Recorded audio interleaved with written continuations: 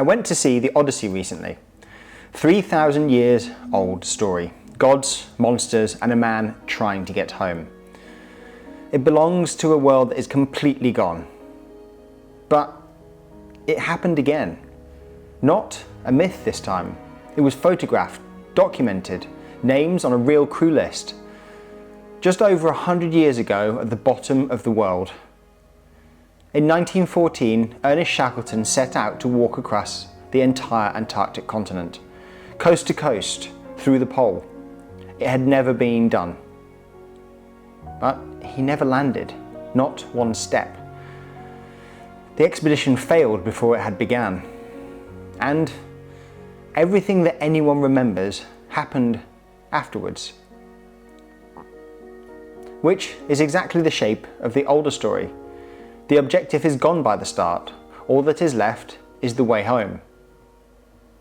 Endurance left South Georgia on the 5th of December 1914. 28 men on board, including one stowaway. Within weeks she was stuck. The Weddell sea pack closed around the ship and held her. They drifted for 10 months, going wherever the ice took them. They lived aboard, waiting for a thaw that would free her. It never came. Instead, the ice slowly crushed the ship. They abandoned the ship in October 1915 and camped on the floe. Then, the ice floe they were on started to break up too, so they took to the lifeboats and made for Elephant Island.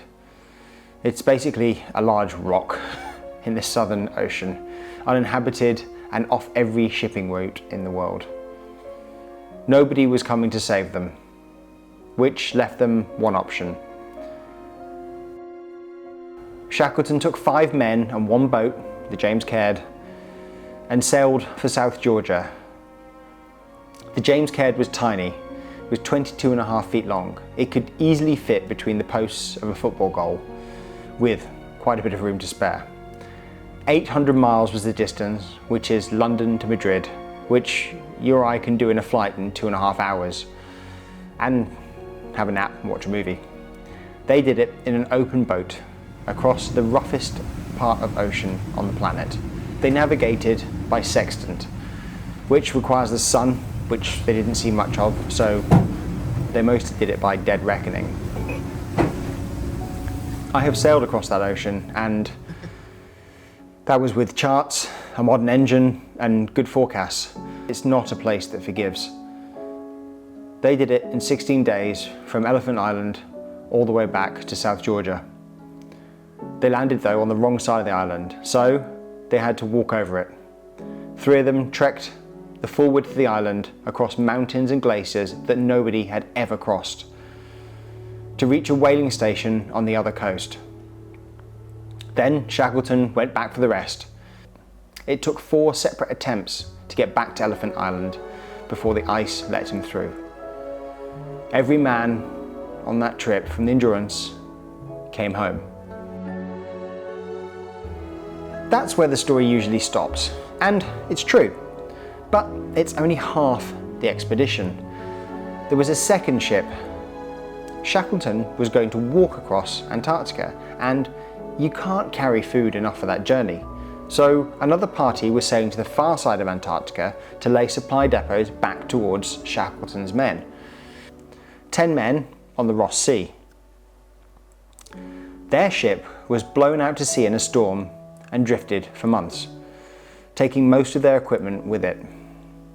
They got stranded on the wrong continent with no way of knowing if the Endurance had made it.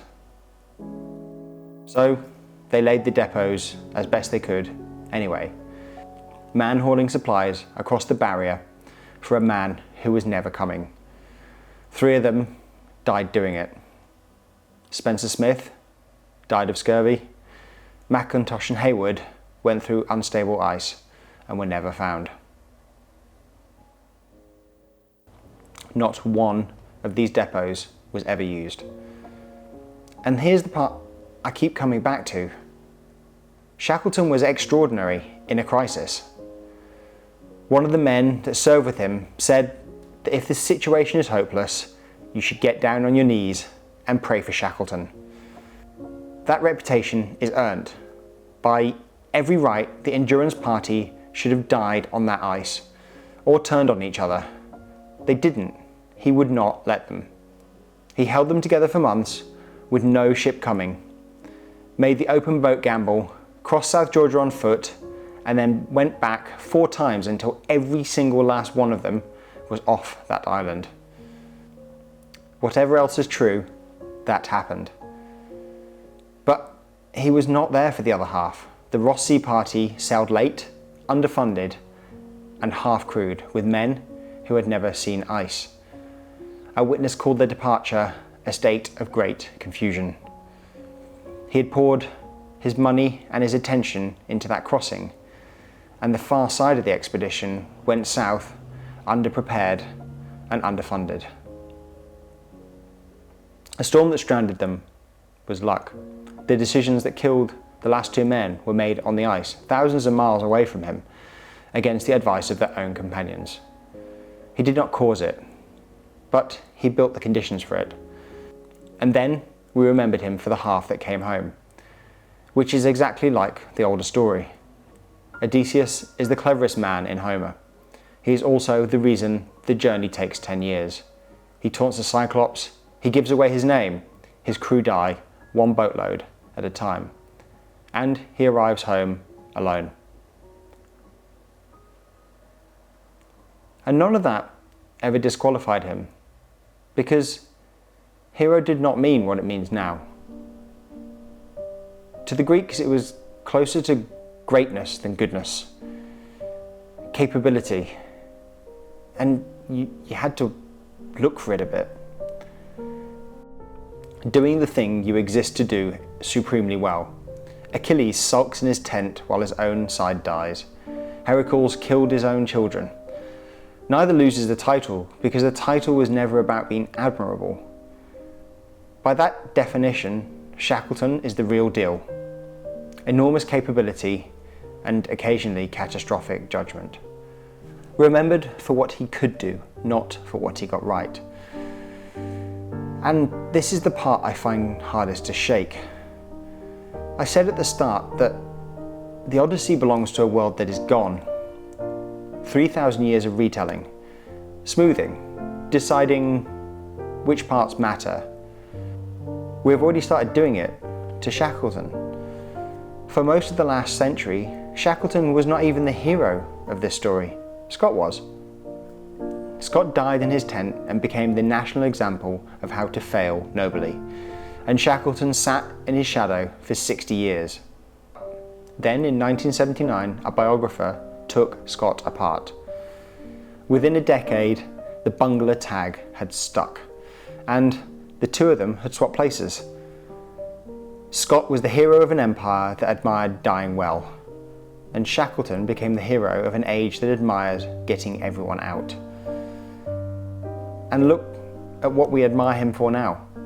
He is taught at Harvard Business School. There is a case study, an ebook, leadership podcasts. The man who stranded 2 crews has become a management seminar. We chose him recently, and we chose which parts to keep. The version most people know is the one where everyone comes home. 3 men on the far side of a continent have quietly dropped out of it. 100 years and the story is already tidier than the truth. Which is a loss, because the real one is better. A man reckless enough to strand 2 crews and good enough to bring one of those home. That is a far more interesting person than a legend. And there was one last thing about the older story. Homer, if there ever was a Homer, was not writing history. Nobody wrote it down for about another 400 years. 400 years is the distance between us now and Shakespeare. 4 centuries of the same story being spoken, remembered, adjusted, handed on. Some scholars think it was closer to 600 years before the words stopped moving. We are 110 years into ours, and we've already lost 3 men.